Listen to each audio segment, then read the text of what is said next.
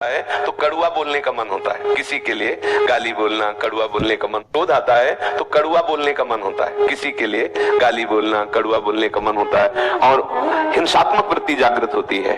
भगवत स्मृति का लोप होने लगता है। क्रोध तभी हावी होगा जब हम भगवत विस्मरण कर देंगे।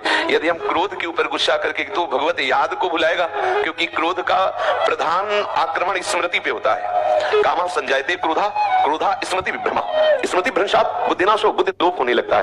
क्रोध तभी हावी होगा जब हम भगवत विस्मरण कर देंगे। यदि हम क्रोध के ऊपर गुस्सा करके तो भगवत याद को भुलाएगा, क्योंकि क्रोध का प्रधान आक्रमण स्मृति पे होता है। कामा संजायते क्रोधा, क्रोधा स्मृति विभ्रमा, स्मृति भ्रंशात् बुद्धिनाशो, बुद्धिनाशात् प्रणश्यति। यदि सदैव स्मृति बनी रहे, जैसे स्मृति दो प्रकार की है।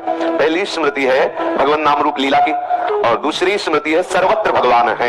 ये दो प्रकार की स्मृति, दोनों में से किसी एक में होंगे तो आप क्रोध पर विजय प्राप्त कर लेंगे। यदि ये स्मृति में आपके है कि नाम चल रहा है, रूप चल रहा है, ये छूटे ना तो आप क्रोध को सह जाएंगे। और यदि स्मृति चल रही कि सामने वाला जो हमें क्रोध दिलाने की चेष्टा कर रहा है मेरा प्रीतम ही है, तो आप क्रोध पर विजय प्राप्त। और क्रोध का प्रभाव है कि वो स्मृति को नष्ट करता है। अगर ये दोनों प्रकार की स्मृति में चूक हो गई तो फिर बुद्धि हमारी पतित हो जाएगी और हमसे ऐसे आचरण, ऐसी वाणी, ऐसा संकल्प बनने लगेगा जो हमारे साधन भाव को लुप्त कर देगा, गुप्त कर देगा, हमें आनंद का नाश करने वाली वृत्ति परास्त कर देगी। कि क्रोध बड़ा है या क्षमा।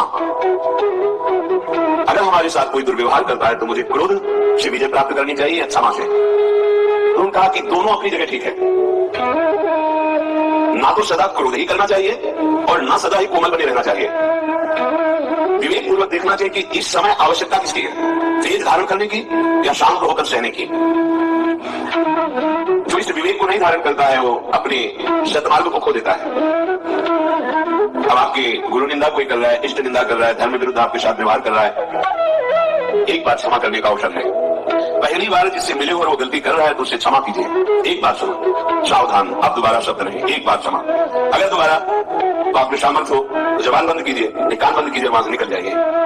दंड देने की सामर्थ्य अपने लोगों में नहीं है, क्योंकि ईश्वर दंडधारी है, हम उनके दास हैं, वो देख लेंगे। अपने को हट जाना चाहिए। उस सभा में, जिस सभा में अधर्म बर्ताव हो रहा है, यदि आप बैठे रहे तो उसी अधर्म के आप भी भागी बनेंगे। जिसमें संत निंदा हो रही, भगवत निंदा हो रही है, अगर वहां आप चुपचाप बैठे हैं, विरोध नहीं कर रहे हैं, तो वही पाप आपको भी लगेगा जो निंदा करने वाले को लगेगा। इसलिए या तो उठ के वहां से चल रहे और या फिर उसका विरोध करें, सभा में खड़े होकर उसका विरोध करें कि आप ऐसा नहीं कर सकते। इसके करने से आप पाप से बच जाएंगे। अवसर देख करके कभी कभी शांत होना पड़ता है और कभी कभी भयंकर रूप धारण करना पड़ता है। इससे वो अपने परमार्थ को बचा लेता है।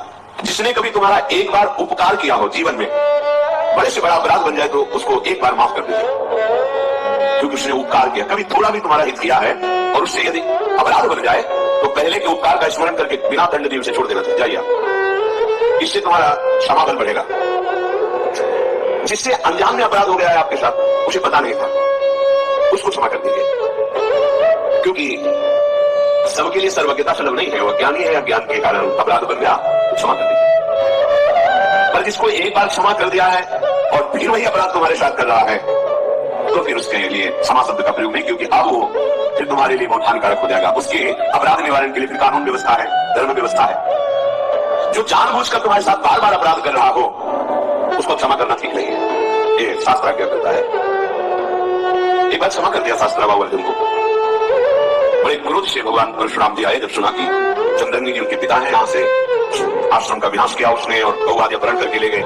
माता विलाप कर रही थी, उनका ऐसे समर्थ की मां विलाप कर रही है, मैं इनका विनाश कर दूं। चंद्रंगी जी ने कहा नहीं, पहला अपराध क्षमा, हमारा बल क्षमा है। लेकिन वो दंडता उनकी इतनी बढ़ गई कि उन्होंने वध कर दिया दोबारा चंद्रंगी जी का। फिर भगवान परशुराम ने क्षमा नहीं किया। अपने तेज बल से और हर्षे के बल से पूरे वंश का विनाश काट काट के पहाड़ लगा दिए थे। तो जो उद्दंड है, पाप पे पाप करता जा रहा है, उसके लिए क्षमा शब्द का प्रयोग नहीं है। उसके लिए दंड ही उसके लिए सही औषधि है। प्राणी कोई भी हो, यदि एक बार अपराध करे तो विचार पूर्वक क्षमा कर देना चाहिए। यदि जानबूझकर दोबारा अपराध करता है तो उसे, ये दूसरों के लिए नहीं अपने लिए भी लागू है।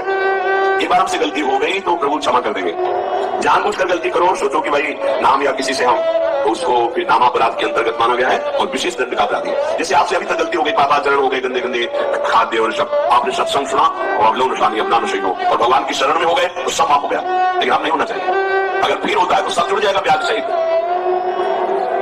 जो दोबारा बार बार अपराध करता है उस अपराध के लिए दंड देने से ही उसका सुधार होगा, क्षमा से नहीं। अच्छी तरह जांच पड़ताल कर ले और जब ये सिद्ध हो जाए कि अमुक बार बार अपराध कर रहा है तो उसके क्षमा योग्य बर्ताव नहीं करना चाहिए, क्योंकि उसका सुधार हो जाएगा, उसके अपराध का दंड यदि उसे मिलेगा। ये जान लीजिए कि लोक और परलोक दोनों का नाशक क्रोध है। क्रोध जीतने से उन्नति होती है, क्रोध के वशीभूत होने से अवनति होती है। जो जितना क्रोध को अपने काबू में कर लेता है वो उतना ही परमार्थ पथ में आगे बढ़ जाता है। जगत में जो छोटी छोटी बातों में क्रोध करने लगते हैं उनका पतन हो जाता है। इसलिए उपासक को चाहिए कि सर्वनाशक इस क्रोध को पीना सीखे। जब गुस्सा आवे पीना सीखे। देखो, तेज और क्रोध में अंतर होता है। क्रोध होता है कामना के बाद और तेज होता है धर्म संबंध से। जब कोई धर्म का नाश कर रहा हो, जब कोई आराध्य देव, इष्ट देव, गुरुदेव आदि की बात हो, उस समय भागवतिक तेज होता है। और जब हमारी किसी वासना पर प्रहार होता है, हमारी इच्छा पर, फिर जो क्रोध होता है उसे पीना सीखना चाहिए। क्रोधी मनुष्य अधिकतर पाप में लग जाता है, अपने माता पिता को पीटते हैं, देखा है, ऐसा देखा है। क्रोध के वशीभूत होकर पूज्य जनों का अपमान करते हैं, क्रोध के वशीभूत होकर के जिनकी स्तुति करना चाहिए उनकी निंदा करते हैं, गाली देते हैं। क्रोधी मनुष्य समझ नहीं पाता कि क्रोध के लिए कार्य का क्या निर्णय किया गया है। नहीं, बस क्रोध आया तो स्मृति का अपहरण कर लेता है। कामा संजायते क्रोधा स्मृति विप्रमा। क्रोध अगर अपनी चरम सीमा पे आ जाए तो अवध्य पुरुष की भी हत्या कर देता है। जिसकी पूजा में हमें तत्पर होना चाहिए उसका वो वध कर देता है। क्रोध अगर और बढ़ जाए तो अपने आप को भी आत्महत्या कर सकता है और यमलोक का अतिथि बनकर बहुत दुर्गति को प्राप्त होता है। क्रोध, इन दोषों को देख करके उपासक को चाहिए इस लोक और परलोक में परम कल्याण के लिए क्रोध को जीतना सीखे। जब तुम परमार्थ में आगे बढ़ोगे तो तुम्हारा अध्यात्म बल बढ़ेगा, तो उसमें तुम्हारे अध्यात्म बल को छीन करने के लिए माया ऐसी रचना रचेगी जिससे तुम्हें क्रोध आवे। घटना, व्यक्ति ऐसा क्रोध, ऐसा देखा भी जाता है, बहुत जल्दी क्रोध आता है। अपने और पराये दोनों के हित का विचार करके स्वयं चिकित्सक बनकर अपने क्रोध की चिकित्सा कर लेनी चाहिए। यदि मूढ़तावश तुम क्रोध पे क्रोध ही करते रहे तो तुम्हें क्लेश भोगना पड़ेगा, तुम्हारे सुकृत नष्ट हो जाएंगे। चित्त को वश में करना उपासक का परम धर्म है, पर जो क्रोध का ही वर्ण किए रहता है